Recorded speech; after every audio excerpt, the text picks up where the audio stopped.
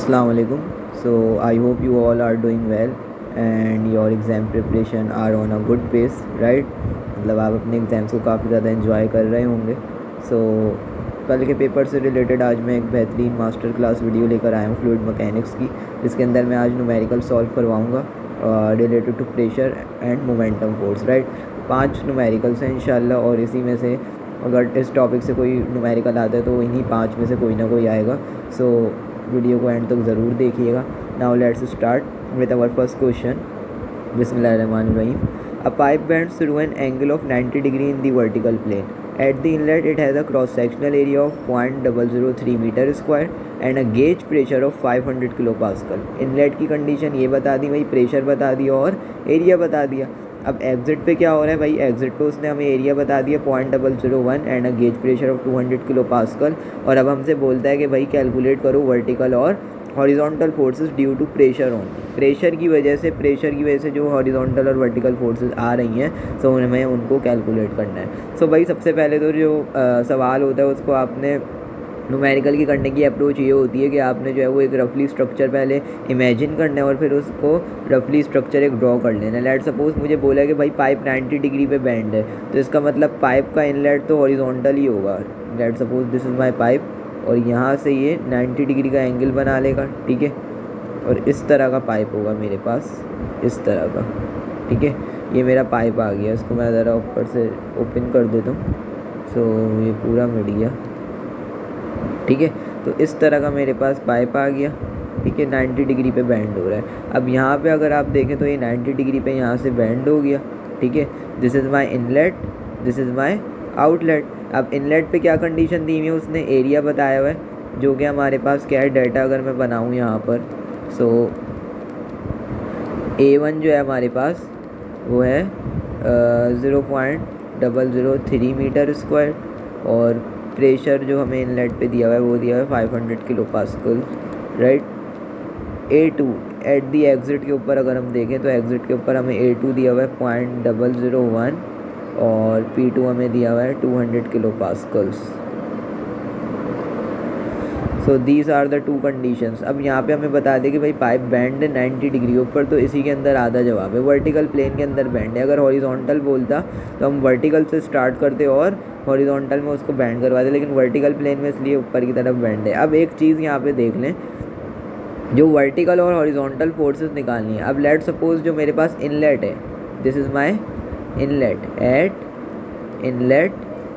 Inlet पे अगर मैं देखूँ तो इनलेट पे क्या है भाई, इनलेट पे मुझे दिया हुआ है कि भाई यहाँ पर जो है वो पाइप हॉरिजॉन्टल है, तो इसका मतलब there is only horizontal force, right. Vertical force यहाँ पे क्या हो जाएगी भाई, ज़ीरो हो जाएगी. क्यों? क्योंकि सिर्फ हॉरिजॉन्टल ही यहाँ पे हमारे पास पाइप है, ठीक है. हॉरिजॉन्टल फोर्स लगेगी. लेकिन अगर मैं एट आउटलेट की बात करूँ तो आउटलेट पे क्या होगा, आउटलेट पे अगर मैं देखूँ तो सिर्फ और सिर्फ मेरे पास वर्टिकल डायरेक्शन में फोर्स आएगी.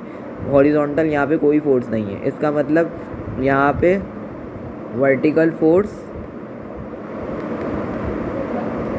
इज़ ज़ीरो, और यहाँ पे हॉरिजॉन्टल फोर्स क्या हो जाएगी, हॉरिजॉन्टल फोर्स यहाँ पे ज़ीरो हो जाएगी. वाला कॉन्सेप्ट समझ में आया भाई.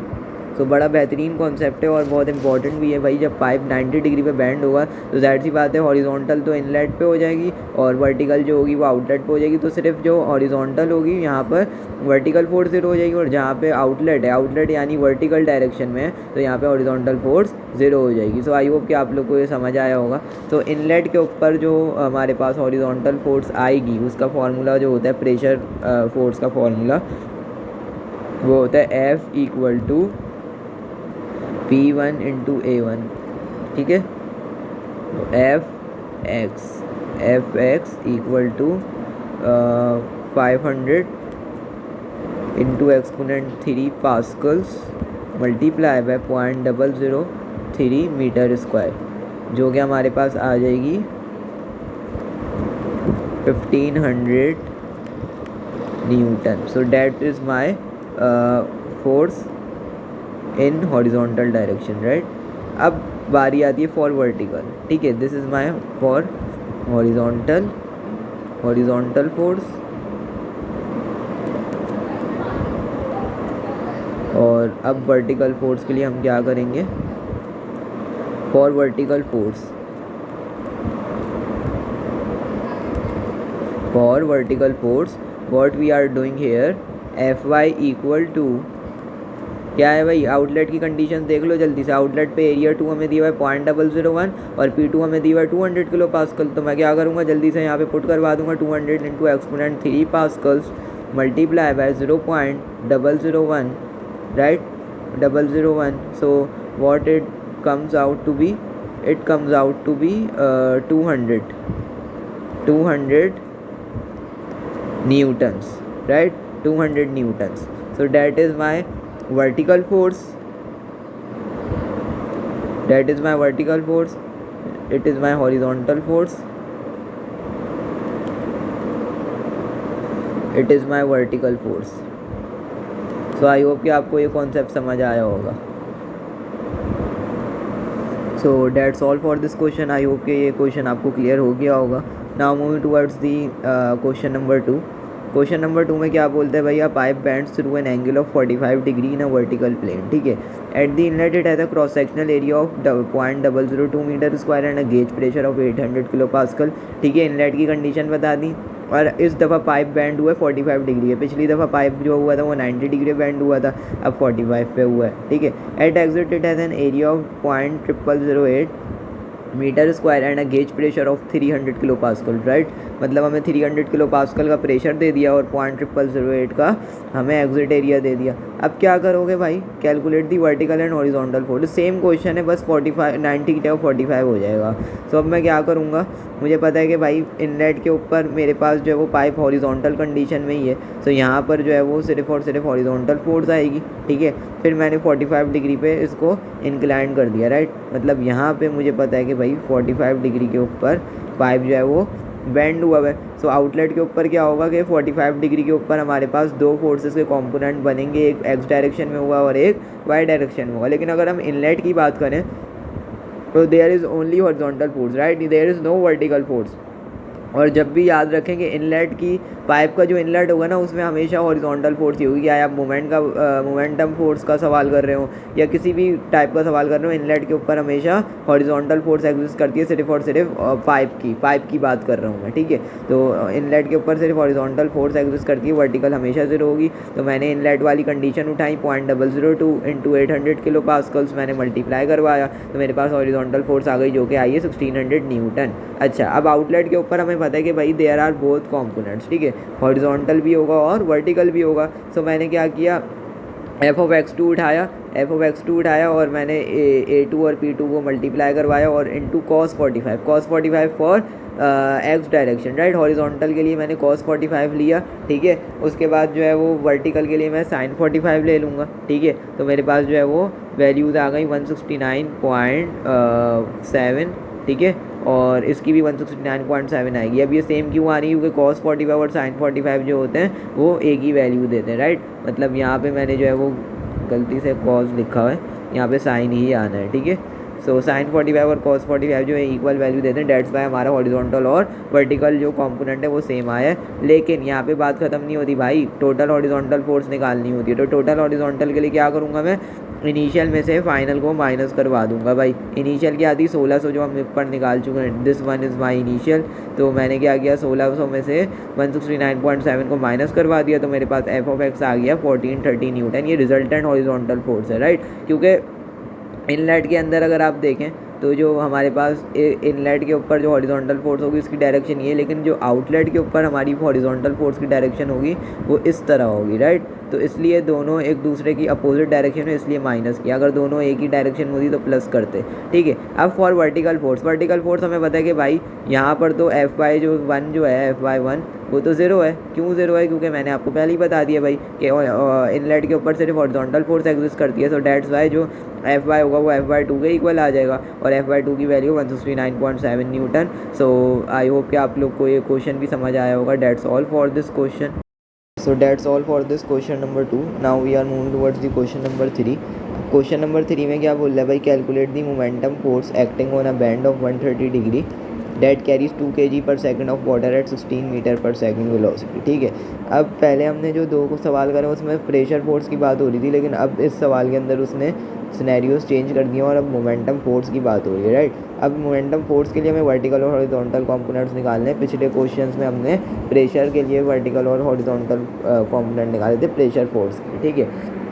अब जब मोमेंटम फोर्स है तो ज़ाहिर सी बात है इसका फार्मूला भी डिफरेंट होगा, तो ये फार्मूला आपको याद होना चाहिए। मोमेंटम फोर्स का फार्मूला होता है F equal to mass flow rate into V2 minus V1, right, इस तरह निकलता है। अच्छा, अब इनलेट के ऊपर मैं आपको बता चुका हूँ कि यहाँ ओनली हॉरिजॉन्टल होते हैं, ओनली हॉरिजॉन्टल फोर्स होती है, यहाँ पे वर्टिकल फोर्स एक्ट नहीं करती। तो जो V16 है, 16 मीटर पर सेकंड हमें वेलोसिटी दी हुई है, तो इनलेट के ऊपर ये क्या हो जाएगी, Vx हो जाएगी, और Vx1 16 आ गया, लेकिन Vy क्या होगा, 0 होगा, क्योंकि हॉरिजॉन्टल ही होता है। लेकिन यहाँ पर जो 130 डिग्री जहाँ पे आउटलेट है, आउटलेट के ऊपर 130 डिग्री का एंगल बन रहा है, तो इसका मतलब यहाँ पे दो कंपोनेंट्स बन जाएंगे y और x में। तो मैंने क्या किया, दो कंपोनेंट बना लिए, एक x का 16 cos 130 degree and 16 sin 130 degree, तो ये सॉल्व करके ये आ गया। अच्छा, अब हॉरिजॉन्टल की अगर हम बात करें तो मैंने आपको बताया था भाई V2 माइनस V1 होता है, तो इसका मतलब क्या होगा, V2x मतलब horizontal outlet velocity at horizontal minus inlet velocity at horizontal F of x और मास फ्लो रेट। ठीक है, मास फ्लो रेट की वैल्यू में सवाल में दी हुई थी जो कि 2 है। ठीक है, तो 2 इंटू V2x की जगह आ गया हमारे पास V2x जो हमने निकाला माइनस का 10.284 और माइनस का V1x जो है हमारे पास वो था 16। तो आप यहाँ से माइनस करोगे तो एफ ऑफ एक्स आ गया। अच्छा, फॉर वर्टिकल फोर्स के लिए क्या करोगे आप, भाई वर्टिकल फोर्स के लिए मास flow rate into V2y minus V21, ठीक है, V1y सॉरी यहाँ पे V1 आएगा ये, तो यहाँ पे हो जाएगा V2y माइनस V1y। तो मास फ्लो रेट की जगह 2 आ गया, V2y हमने जो निकाला है वो ये चीज़ है 12.256 और नेगेटिव का V1y जो हो गया वो हमारा 0 हो गया। ठीक है, so dates how the things work, right. और Fy की वैल्यू अगर 24.51 न्यूटन, तो हमें हॉरिजॉन्टल और वर्टिकल कंपोनेंट निकाल लेते जो हमने निकाल लिए। So that's all for this question. I hope के क्वेश्चन नंबर 3 आपको क्लियर हुआ होगा। अब जल्दी से क्वेश्चन नंबर 4 की तरफ चलते हैं। सो क्वेश्चन नंबर 4 में क्या बोल रहा है भाई, calculate the momentum force on a 180 degree bend that carries 5 kg metre second of water. ठीक है, मास फ्लो रेट दे दिया, मोमेंटम फोर्स निकालनी है पाइप के ऊपर जो कि 180 डिग्री पे बैंड हुआ। ठीक है, पाइप जो है वो 50 मिलीमीटर बोर है, डायमीटर। ठीक है, मतलब 50 मिलीमीटर जो है वो डायमीटर है थ्रू आउट पाइप का। ठीक है, सो डेंसिटी जो है वो 1000 kg पर मीटर क्यूब है। ठीक है, अच्छा अब क्या होगा भाई, डायमीटर की वैल्यू दी हुई है 50 मिलीमीटर। ठीक है, उसके बाद थीटा की वैल्यू 180 डिग्री दी हुई है। अच्छा, अब क्या होगा कि भाई यहाँ पे रॉ जो होगा वो 1000 kg पर मीटर क्यूब दिया हुआ है, वाटर की डेंसिटी होती है वैसे। अब एरिया के लिए हम क्या करेंगे, एरिया क्योंकि हमें डाया गिवन है ना 50 मिलीमीटर, तो एरिया का फॉर्मूला होता है पाई आर स्क्वायर, और अगर आप इन टर्म्स ऑफ डाया लिखोगे तो पाई डी स्क्वायर अपॉन 4 हो जाएगा, right. Now D what is D, 50 millimetre, तो 50 इंटू एक्सपोनेंट -3 स्क्वायर लेके मैंने एरिया निकाल लिया। ठीक है, एरिया आ गया।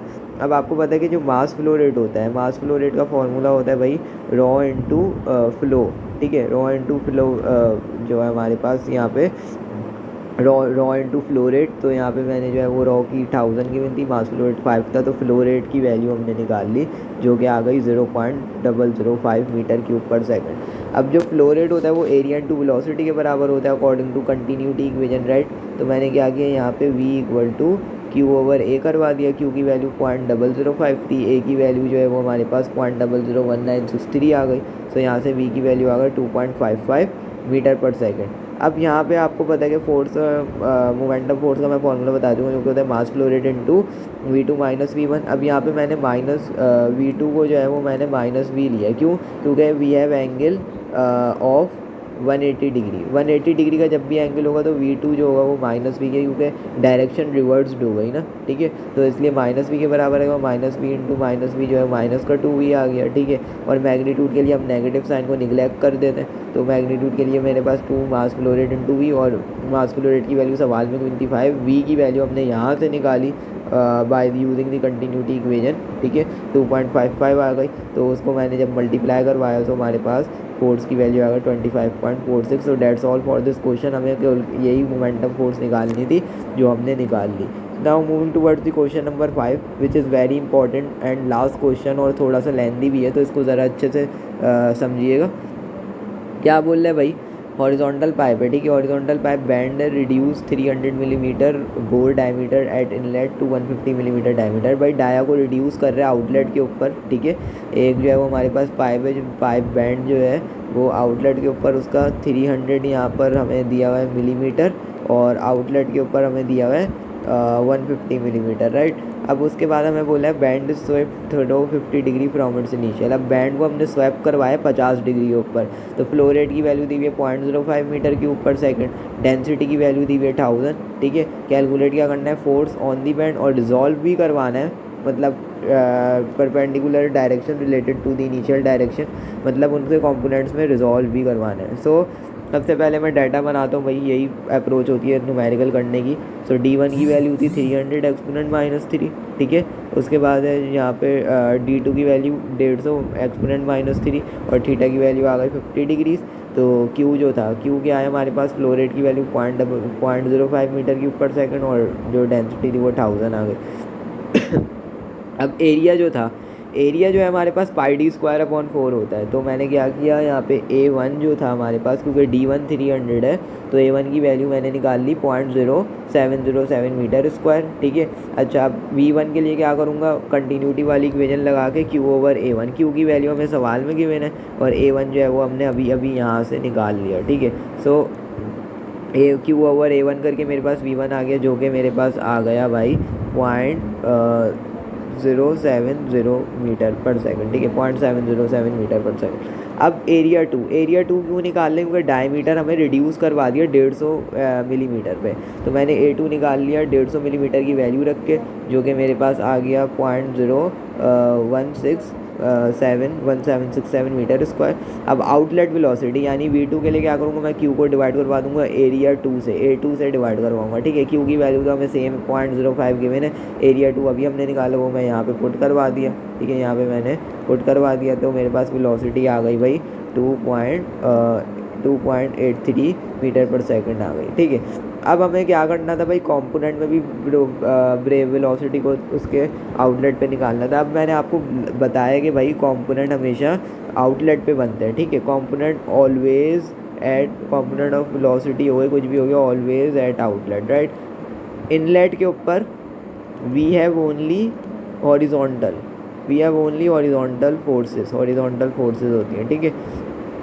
ये मैं लिख भी देता हूँ लाइन, ये आप अपने पास नोट कर लेंगे। इनलेट के ऊपर वी हैव ओनली हॉरिजॉन्टल, यहाँ पे वर्टिकल जो होती है वो 0 होती है। वर्टिकल फोर्स क्या होती है भाई, यहाँ पर 0 होती है। So that's bye V2x 2.83 cos 50, जो कि आ गया 1.82, V2y 2.83 sin 50, जो कि आ गया 2.17। अब मोमेंटम फोर्स अगर x डायरेक्शन में निकालें तो क्या होगा, इनिशियल आउटलेट माइनस इनलेट, क्योंकि V2x माइनस V1x, तो V2x कितना निकाला, अभी अभी हमने निकाला भाई 1.82, तो मैंने क्या किया, वो यहाँ पे पुट करवा दिया। अच्छा, अब यहाँ पे मास फ्लो रेट भी पहले पता होना चाहिए, तो मास फ्लो रेट हमें सवाल में गिवन नहीं था, लेकिन हमें डेंसिटी भी गिवन थी और फ्लो रेट भी गिवन था, तो दोनों को हम मल्टीप्लाई करवा देंगे तो मास फ्लो रेट आ जाएगा, क्योंकि हमें पता है कि मास फ्लो रेट का फॉर्मूला क्या होता है, ρ/Q होता है। So that's by how can we calculate mass flow rate.